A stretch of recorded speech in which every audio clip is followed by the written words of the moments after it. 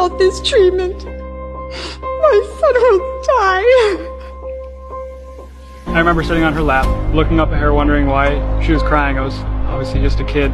I think this country has the finest bureaucratic regulations in the world, and the other countries are way behind. What people go through with cancer, and since 1967 you've been saying, I can take care of that, and people are going, forget it, don't pay any attention. Are we that backward, doctor? Yes. Well, What do you mean? Yes.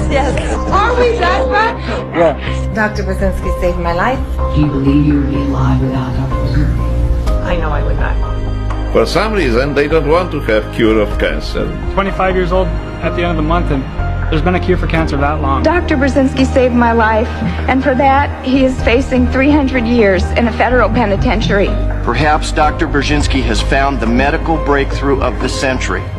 Certainly a wealth of empirical data hints at that possibility, but how will we ever know if the FDA succeeds in quashing it?